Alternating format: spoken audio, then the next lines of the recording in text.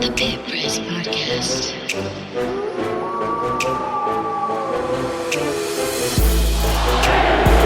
Reinholz launches from downtown. No. Van Horn, no. And that's it. New Mexico wins it.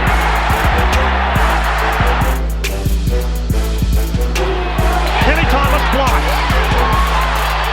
Gibson hustling down. He has some room. And he gets it. Oh, long three. He got it. Oh, my goodness. Kendall Williams from 35 feet. For the win. Snell. Got it. He got it. Wow. With 1.8 seconds remaining. And New Mexico's going to dribble out the clock. The Lobos three-peat as conference tournament champions. Kendall Williams fires the ball into the air, but New Mexico wins it this afternoon 64-58 over San Diego State, and the Lobos claim the Mountain West Conference's automatic bid into the NCAA tournament. Welcome back to another episode of the Pit Press Podcast. My name is Ryan Tamori, and we are here to recap another UNM basketball win. I'll save my comments for the peanut gallery. I was going to say I'll save my peanuts for the comment gallery. Great way to start the episode. Before I introduce my panel tonight, which there's quite a bit of us, should have rung up the Crossfire theme song, Rick, from like CNN Crossfire. But okay, bad joke. I'm crashing and burning here. All right, hey, we're gonna have a watch party for the New Mexico State game. It's this Friday. Tip-off is at 7 p.m. We're gonna be at the Turquoise Desert Tap Room. It's near Santa Ana Star Casino in Bernalillo. This is the Turquoise Desert Tap Room Pit Press Lobo watch party. It will be New Mexico Lager and New Mexico Standard for $4 during the game, and $6 wings, 6 wings for $5 during the game. They will also have other specials, and we will push that out. Much thank you to Turquoise Desert Tap Room for this. I'm excited to go there. I've never been there. As always, I'm joined by my co-host in this endeavor, Mr. Eric Malton. Senor, how are you? Hey, what's up, Ryan? What's up, guys? I'm good. Having a good Sunday. Not a whole lot of good football on today, but I am looking forward to that Cowboys-Eagles game tonight. So trying to wrap up here and really get into that one. Contrary to popular belief, Philadelphia is in America. So America's team my ass. The son of Ed Nunez, and I'll get to the voice of the Western New Mexico Mustangs and a Lobo fan since 1970. Before he wrings my neck talking crap about the Cowboys, Mr. Nick Nunez. I can't talk today. Nick Nunez. Nick, how are you, man? Doing good, Ryan. Thanks for having me on. Excited after another Lobo win. Yeah, it's 8 in a row, and we'll get to that. And again, voice of the Western New Mexico Mustangs and a Lobo fan since 1970. A Dallas Cowboy fan since I don't know when, a Los Angeles Laker fan forever, Mr. Ed Nunez. 70 for the Cowboys, 72 for the Lakers. So, yes, like Eric, let's see what happens tonight. And, but we've seen the Cowboys era crash and burn, man, so nothing surprises me anymore. But we can be optimistic, and I certainly am. So we'll see what happens. And all the way from the Bay Area, two-time state offensive lineman at St. Pius. Almost got gout from a craft beer, and damn it, there was something else I was going to make a joke about, Rick. But anyway, Rick Thompson, all the way from Northern California. How are you, man? I'm still recovering from that gout, but I'm doing well. Happy to be here, and hopefully make it back to the gym this week and stop being fat. 'Tis the season. I've lost weight, even though I've been a skinny, skinny effer forever. I gained weight and then I lost weight. So go figure that. Hey, we're here to talk about the UNM men's basketball team's 8th straight win. They knocked off Santa Clara, the Santa Clara Broncos. A lot of the Bronco is the word of the week around here with Bronco men. Not bad. I'm just crashing, burning corny jokes.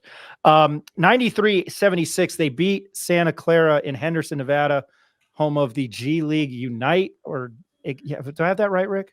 Ignite. What did I say? Unite. Yeah, whatever. Ignite. They go 4-0 there. They might as well just play there all season long because they're 4-0 at home, 0-1 on the road, and 4-0 in Henderson, or 5-0 at home. Anyway, they've won 4 there. And to quote Rick from a few podcasts ago, Well, it was a savage beating. UNM played very well again. Shot the ball very well.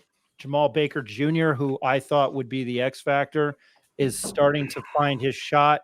Donovan Dent still seems to impress everyone. He had a game high 22 points with 4 assists.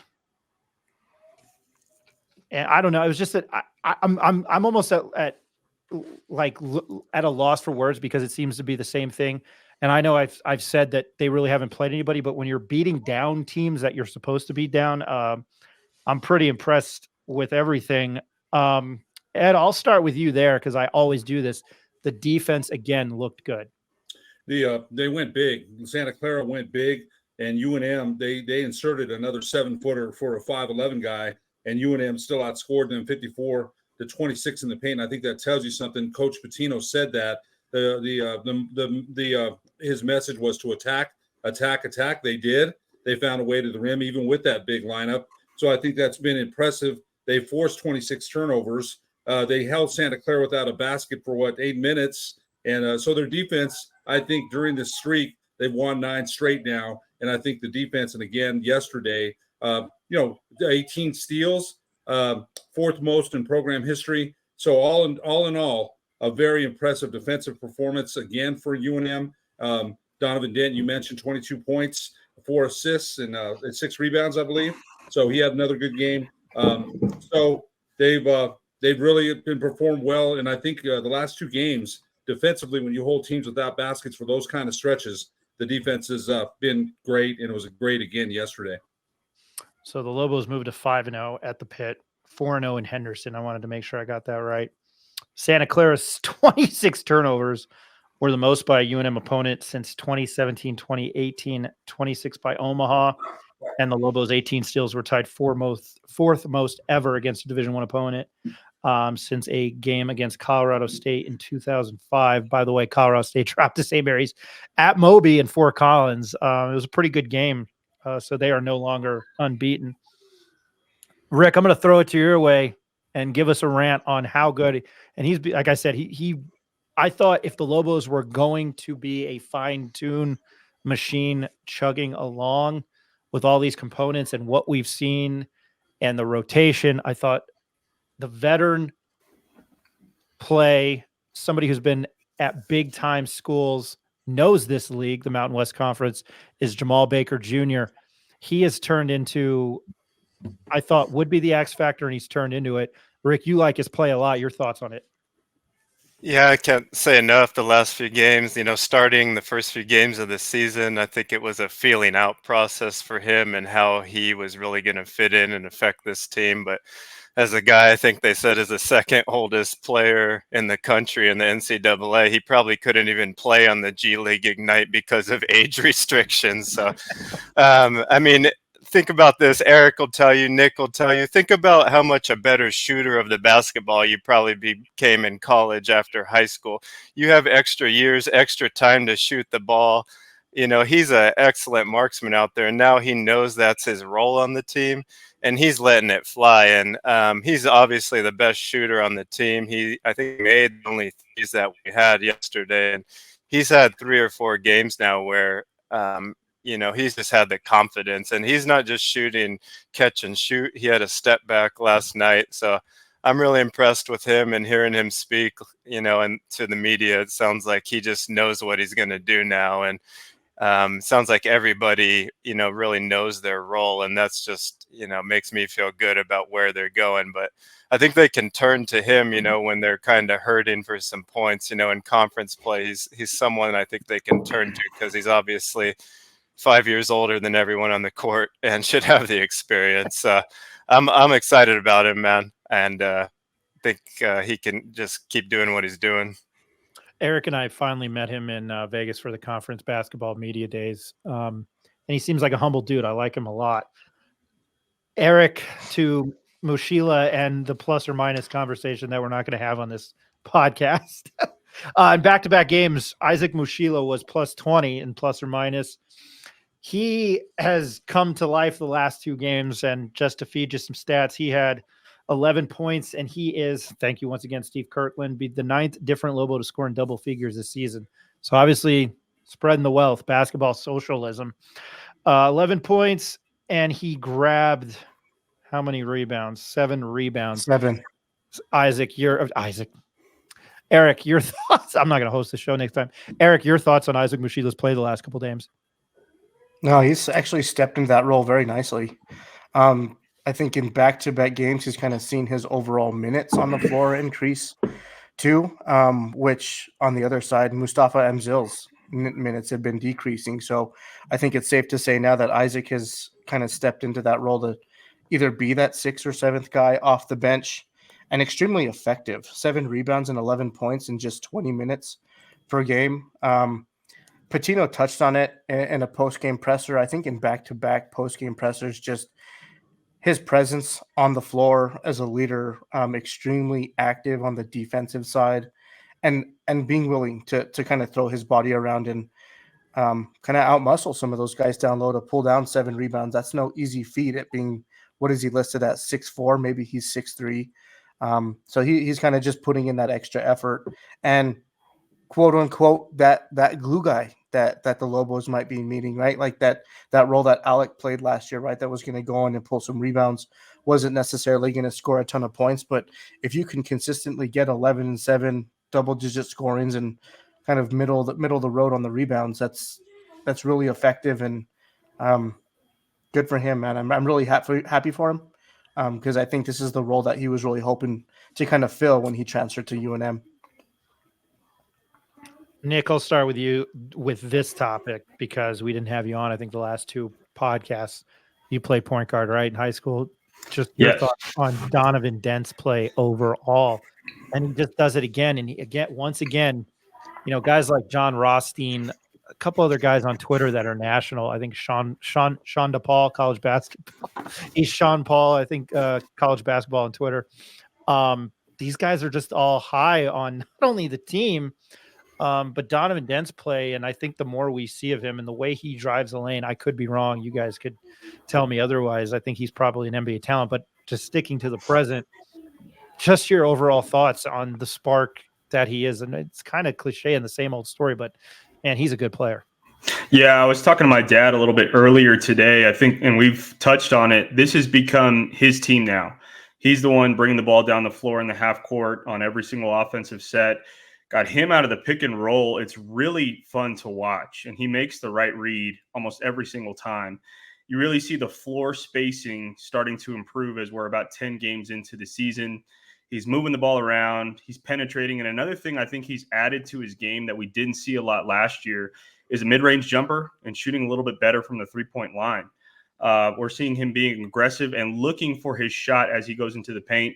Watching his emergence the first 10 games of the season has been fantastic, and I think everyone is really feeding off of his energy.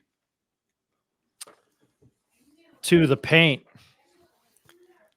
And I have one thing to add, and I think Ed might be able to comment. It might be too old for Nick, but when I watch Dent play, he kind of reminds me of Rod Strickland of the NBA. He kind of weaves and snakes through the lane. He gets guys on his back. He can pass. He's not a great outside shooter, but can make the mid-range shot. He reminds me of Rod Strickland a lot that I used to play, just the way his body movements are and the creativity at the rim.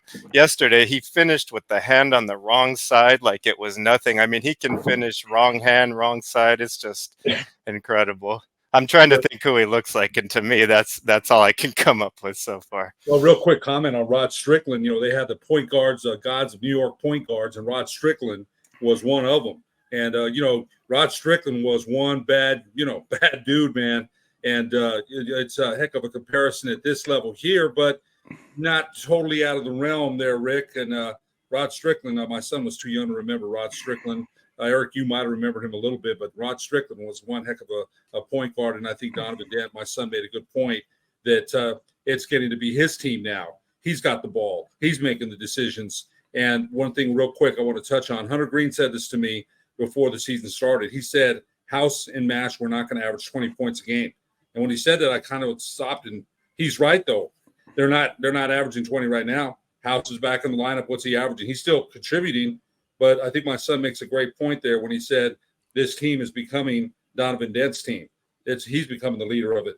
And House is still effective. He's still on the floor, and we don't know when Mash comes back. We mentioned it the other night. There was still a role for a all-conference guard. Somebody mentioned on our site today or yesterday, they feel like Mash should come off the bench when he's ready to play. I don't see that happening, but there is going to be a role for Jamal Mashburn Jr. There's no question about it. But back to my son's point, I think it's an excellent one. Donovan Dent is becoming this is his team. It's becoming his team, and he's the driver. He's the quarterback right now. So, and it's been successful. You can't argue with the way they played. I think you're onto something there, Rick, with looking like Rod Strickland. I had to think about it, but yeah, I've tried to think like who he looks like, and I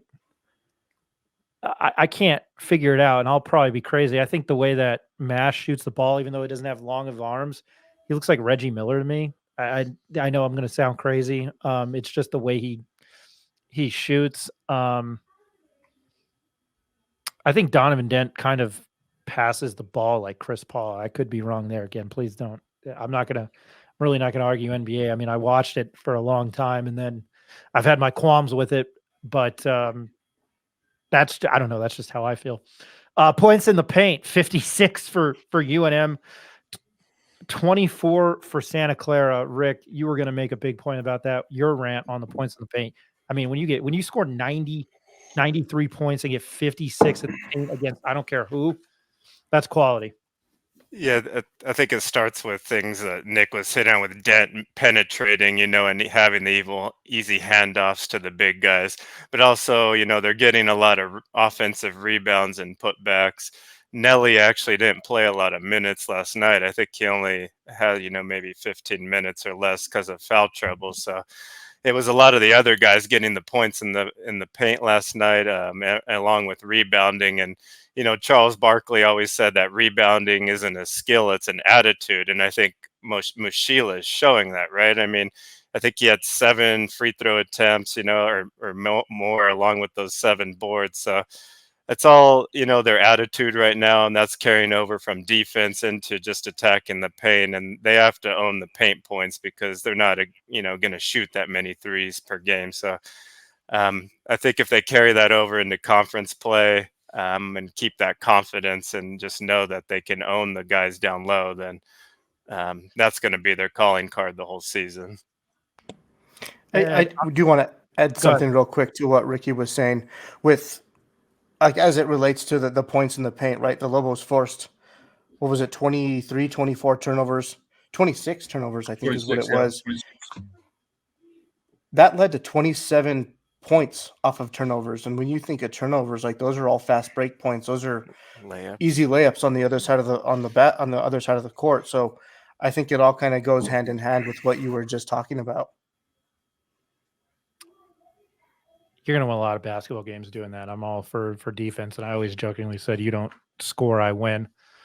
Ed, your thoughts on the points in the paint? I know, you're talking about being a big and the physicality. Your thoughts on that? Well, Toppin had 11 and 6 yesterday, and Joseph 7 and 6, but they were attacking. We mentioned that Dent was attacking the rim as he's done with reckless abandon. He attacks that. He's so athletic. He can step through a double, go through contact, very strong, has athleticism to score at the rim and finish. He attacked Washington with 11. We mentioned Mushila. Eric, I think that's very undersung about his role. Yeah, first of the season, and Hunter Green told me this. He had been going to practice. He didn't think Mushila was going to play a lot. He didn't think Coach Patino was high on him, but he's found a role and found a niche. And Ryan, you and I had Mushila on the podcast earlier this summer. He averages, before the season started, 9 rebounds per game, junior and senior season. So we know he can rebound. So the points in the paint came from mostly from Dent attacking. Washington had 11, and then Mushila in the paint as well had 11. So it wasn't even the game that we've had from True Washington lately. But in the paint, Donovan Dent, the game is, and then House had 9 points as well. When the game spreads out like that on the perimeter, it's very hard to guard New Mexico one-on-one. And then Baker with 17, he had New Mexico's 4 threes. He made them all. New Mexico only shot 12 3-point shots, as you mentioned, Ricky. They're not going to put up a lot of threes. Baker had them all. So I think Dent, as my son mentioned, being able to attack from all angles, attack with reckless abandon. And then Nick also made a good point by saying he makes the right read on the pick and roll, and he's going to drive and then kick it out to Baker if he's open, and then attack himself. So I think with him as a catalyst, with Donovan Dent as a catalyst, New Mexico points in the paint speaks for itself. Even though Santa Clara inserted another 7-footer in place of a 5'11" guard, New Mexico still outscored them 54-26 in the paint. So that says it all, I think. They were the 4th biggest team, tallest team in the country, which to me is pretty impressive. I thought that might have given them a problem. Last year at Texas A&M Corpus Christi, Isaac Mushila averaged 14.5 points a game and 9 points, so essentially 10 rebounds a game. That's impressive. He might, as much as I say Jamal Baker Jr., who I like a lot. If you like rebounding and physicality like that, Isaac Mushila might be your guy. I like these two. Got to sound like Gruden or Chris Collinsworth. These guys, they sound they're tough players. They're good players. They're older players. They're smart. The transfers are starting to show up. I think one of the things that we're not here to bash somebody younger than us for playing. That's not what this is. But Mustafa Amzil was down to 10 minutes in the game last night. 10:52 he played. Isaac Mushila had 21 minutes and 55 seconds. Nick, I'll start with you on this one. Do you think that's a sign of things to come? Because he has not played well at all. And he went 0 for 2, 0 for 1, 2 for 2. He had 2 points from the free throw line. That was it. Yeah, just kind of going off of what Coach Pitino said in the press game conference, he's got a good problem, but he's got a problem. He's got a bunch of guys on the roster that could all justify playing time. Mustafa Amzil has struggled from the field. He struggled a little bit defensively in the first 10 games of the season. We got to remember, this is a guy that was highly productive for the Dayton Flyers in the past couple seasons. I went back and watched some of his highlight reels. He had a buzzer beater against Kansas a couple years ago. And I think we're all just kind of wanting to see that guy come. I think there's going to be a time in conference play where they're going to call on him or he's going to get an opportunity. All it's going to take for a guy like that that's played a lot of basketball is for him to knock down some shots, get some confidence, find a role on the defensive side of the floor. Now, he plays post. He's not the most physical guy. We've talked about that on this podcast before. I think sometime down the road, barring injuries, whatever the case may be, Mustafa Amzil is going to find a role on this team. Right now, though, Coach Pitino said it, he's going to roll with the guys that are playing well. And right now, it's really hard to keep Mushila off the floor. He's killing it right now. Rick, I'm going to throw that your way. Yeah, I think Nick hit almost everything. I don't think I feel as strongly about him ever really having a role down the road, though. I just haven't seen it. The effort hasn't been there on defense, and I know he's had an experience and has made shots in the past, but this season it's just not comfortable for him. And I see him trying, but it's just not working. So if it's not working, I think it's time to give these other guys the burn. I mean, Washington got 29 minutes last night. That's fine with me. Mushila getting more time here over Amzil is fine with me as well until Amzil shows any sign of life. Ed, I'm just going to go around because we've talked extensively about Mustafa Amzil. Your thoughts? I think he's pressing, and I think my son is right. And Rick, I respect your opinion too, but as a shooter, and son, this, they ran plays for him. He shoots the balls on the rim. It's not as if they're bricks. So you're thinking they're going to go in. Those are going to drop. It was the same thing with Baker early on. Baker struggled, and all of a sudden he had 5 threes, and the shooter, he woke up. You don't forget how to shoot, and I think Nick makes a good point. We saw him do that at Dayton. We saw that. I saw it. You saw it. We all saw it. We're waiting for that. But I think the other point that Rick and my son makes right now, you can't wait. If Mushila's playing best, hey, we gave you your chance. We can't wait and see if you're going to come around. We think you will, but I think my son is right. He will get a chance in conference. He will. There's going to be a chance for him. But I think one of the other things is the pit is in Dayton. He's pressing. I think he feels a lot of pressure, and you could see that when he shoots and he misses. You could hear the groans of the crowd, and I think he's pressing a little bit. But I do absolutely think there will be another chance for him. I absolutely do. Eric, I'm just going to give you the floor if there's anything else you want to talk about, because there's something else before we move on. Is the foul trouble? But I just throw the floor to you if you have any other comments. No, I think everyone pretty much made a really good point on Amzil.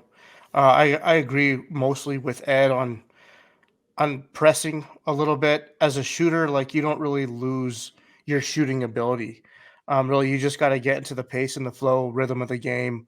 As a shooter, it's just really catching the ball right, getting your feet set, and feeling comfortable as the ball kind of rolls off your fingers. And I don't think Amzil is doing that. I think he's either rushing it, his timing might be off, his feet might be set. It's just one of those things that once you see one go in, then you kind of got it back. And he hasn't quite reached that point yet. And moving forward into the season, right, Patino's got to make some tough decisions with minutes, because there aren't a lot to go around. And come conference season, he's got to be really selective with who's on the floor and who's contributing, who's being really effective out there. If Mushila's getting less than 10 minutes a game, his shot production or his shot opportunities are going to go down. He's got to knock them down, and he might get 1 or 2 shots a game. If they don't go down, that's kind of on him. So as his minutes start to drop a little bit, the pressure increases and increases. So it comes down to a gut feeling, right? Getting that feeling back. And I agree with Nick that come conference season, he might check in kind of in a time they need someone to make a bucket, and that might be the guy who does it. So that's what I think. He hit a shot, I think, in the ESPN Events Invitational.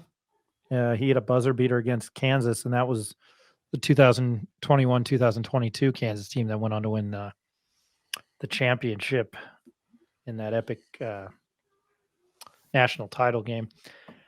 This is back-to-back games that House, and I know Patino's gotten the technical. I was looking up the box score there. It's always exciting. I thought Patino was going to kill one of the refs at the UCSB game. Man, the flow of the game from New Mexico State to UCSB, like, they weren't calling anything. That first half against New Mexico State took an hour and 15 minutes at the pit. UCSB it flew. That was kind of nice to get out of there early. I mean, I enjoy what we do, but something like that first half against New Mexico State, I was like, this sucks. The free throw shooting, UNM went to the line 33 times. They shot 20. They hit 23. Kudos to Santa Clara, 26 of 30 at the free throw line. Rick, that was something that you had emphasized. Your thoughts on that? And I even have a hat that says making, shout out to Barstool, but Barstool Sports. I have a hat that says make your free throws. I bought it in March because it's true.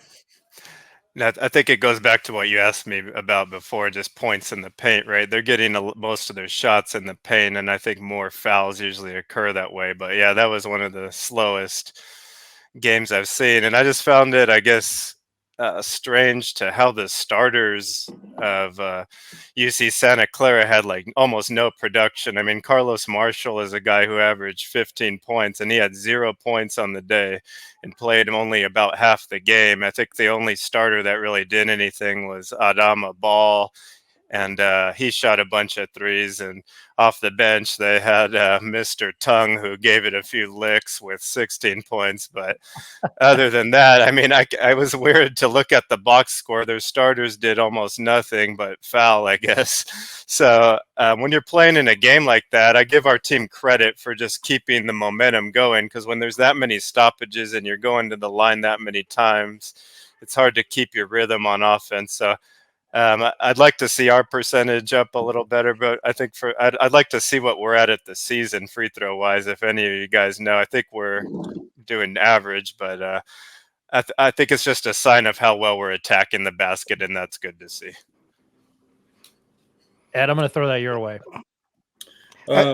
Before Ed jumps in, sorry, Ed, but I want to throw this to you real quick because this is right up your alley. But with what Ricky was saying on the free throws and the pace of the game, Patino made a comment about the Lobos being really aggressive on the defensive side and really kind of getting up a lot of ball pressure.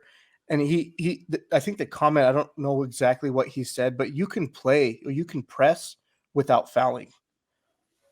I think the Lobos were fouling a little bit too much, were a little bit too aggressive. And as Ed, who's been, I'm not sure how long you were a referee, but when you ref a game like that where there's a lot of ball pressure, teams are pressing, it's really high paced, it's hard to control, and you tend to blow your whistle a little bit more just based on how the rhythm of the game is going. So that's all I was going with that. But because the Lobos are pressing so much, it was actually 22 years. I officiated, for quite a long time. And, I was able to, I called a 5A final in the Pitt, Hobbs, and Clovis. I'll never forget that. That's a highlight of any official's career. But now it's at the high school level. And I didn't call it the college level. But I think one of the points that you make, Ryan and Rick and my son, we'd argue about that because my son coached at St. Pius, and I'd sit behind the bench, and he'd get on the refs, and Dad, they're this and that. And I said, son, how many games have you ever called in your life? 0, so you don't know, so be quiet. We'd argue about that all the time. But, it's a different thing when you're official, okay? Now, when I was a player and coach, I used to get as mad as my son did, as you all did. They suck, they're terrible, this and that, until I put that whistle in my mouth and that shirt on. It's a whole different thing, believe me when I tell you this. Now, when you're pressing, if you're rerouting, if you've got hands on, you're going to get a foul. You're going to get a foul. But that's and again, the officials. Believe me, as a referee, when I'm thinking to myself, you don't want to call. You don't want to sit there and shoot free throws as a ref. You want the game to flow. You don't want to be involved in it. You don't. You want the players to play. But again, and Eric, you made a good point. If you're pressing, you're going to get more fouls probably called on you. Move your feet, be in legal guarding position. Don't reroute on the perimeter. Get your hands off. So the pressing teams normally get more fouls. That's probably why New Mexico got the fouls they did. One quick point, and I'll cut it off. Coach Patino did say, I've got to be better with the refs. Because they both got a T. He got a T yesterday, and so did House. Now, and I think House got a T the game before. Now, my son will be the first to tell you what ref has ever changed his call and said, you're right, I'm wrong, I'm going to change the call. That's never happened. So I never, as a referee, when I officiated, I never threw a player out or a coach out in 22 years. And probably a couple of them deserved it. Now, if I gave you a T, you can better believe you earned it. There were some other guys that had me and my son would call. One guy was Quick Draw McGraw. Quick Draw McGraw, if you looked at him wrong, he's going to give you a T, quick. So each official is different. That's true. But I think back to your point, Eric, if you're pressing, you're going to probably get a little bit more fouls. So all those things that I said, watch the hands, don't reroute, go straight up. And you still see that, though. I still see officials calling, even when hands are straight up and guys are going to them, I still see officials calling fouls. So sometimes it's inconsistent. That's true. But I think back to your point, Eric, if you do press, you're going to get more fouls called on you. The Lobos have attempted 216 free throws. They've made 155. By history and journalism degree math, that's 71.7%. Or if you want to round up, I'm glad my parents spent all that money on private education, that's 72%. I don't know. I'd say that's pretty bad. It was a problem with Alford when he was here, and he's one of the best free throw shooters of all time. I think that's something they got to work on. But I guess when you're up 20 and you make 10 more free throws, then they win the game 103-76, or 100-70. They missed 3. That's just my opinion. Rick, I know you're high on this guy. I'll go to you, and then I'll go to Eric on this. Man, True Washington still continues to dazzle everybody. He had 11 points, 2 steals. Excuse me, no, I'm reading that wrong. He had 11 points, 1 assist, 1 steal. He had 3 turnovers. He's still playing well, though, and he's still somebody value. It's just like I've been very cautious talking about this, but it's true. It's almost like pick your poison.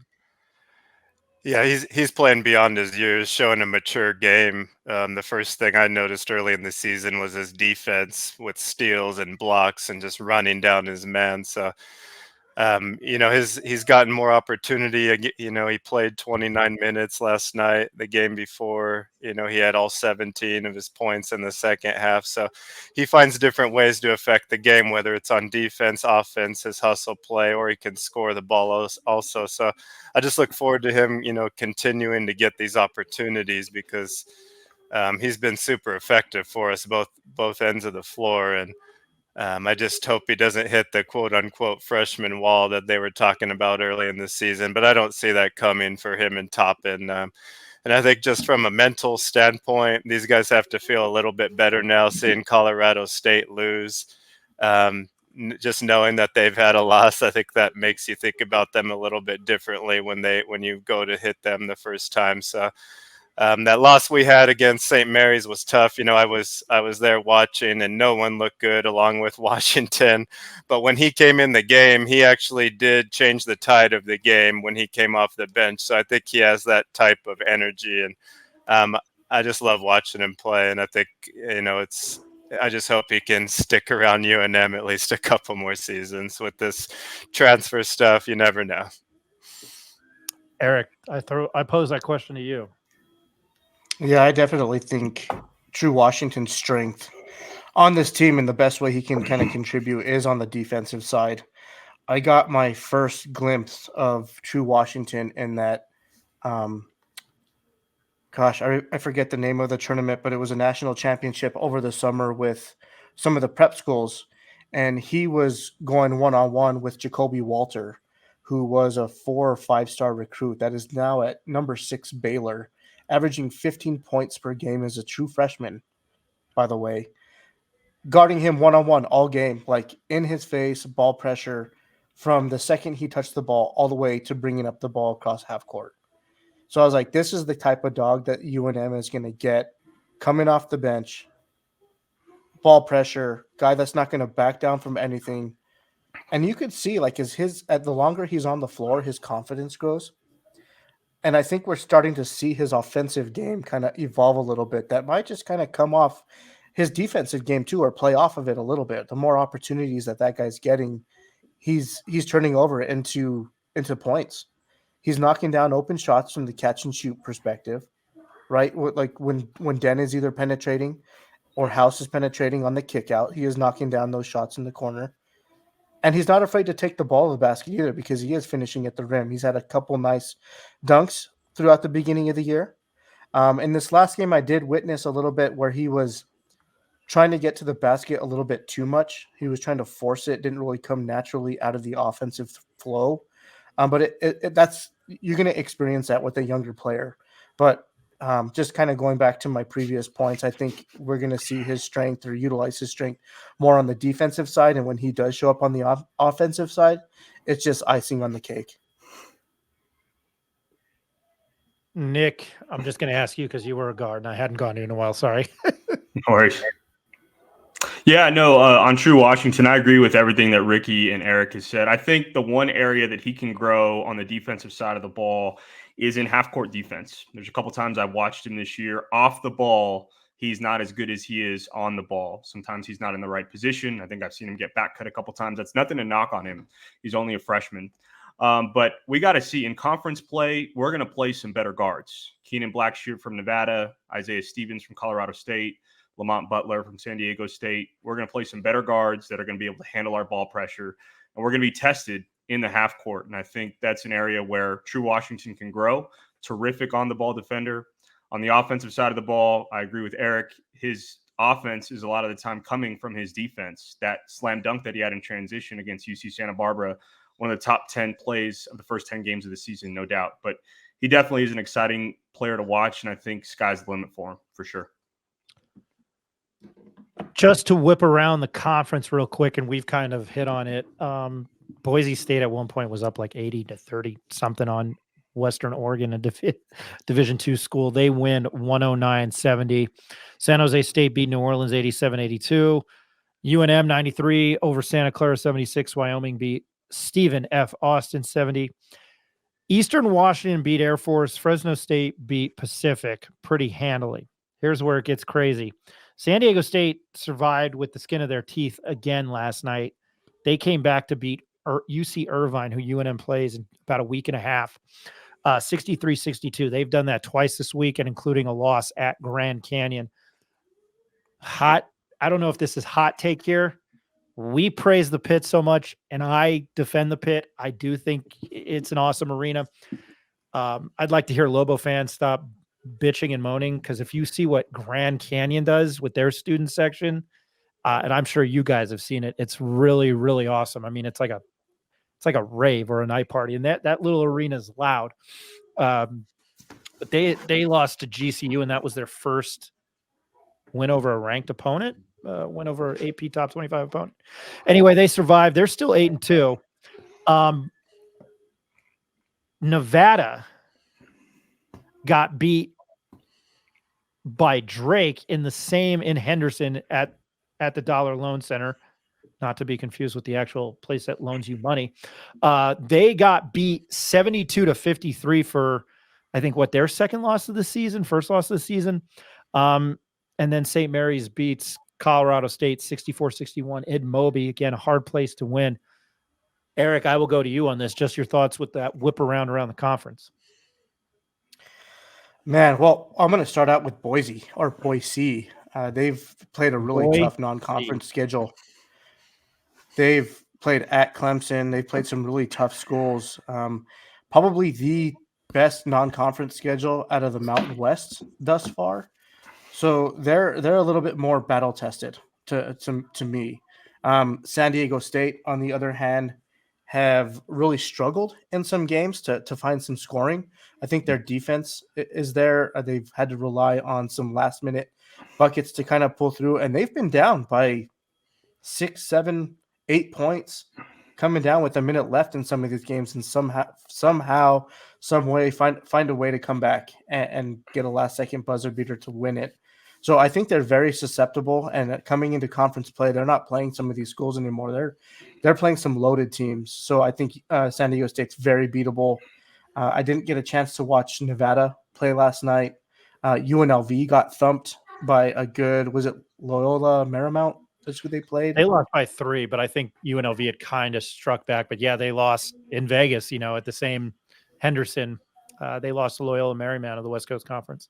Yeah, I know there was high hopes coming into the season on UNLV, kind of turning that corner and getting that really high sought-out 5-star freshman. I don't think they've reached that point yet. We're going to find out really come conference season where this kind of shakes out to be. But UNM opens up conference season against Colorado State on January 2nd. Is it January 2nd?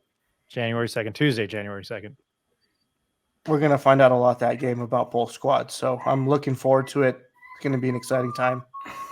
Nick, I'm going to ask you your thoughts about the conference, just what happened yesterday with a majority of those losses. Yeah, it was kind of a surprise. I mean, obviously, we were excited that UNM's been on such a tear.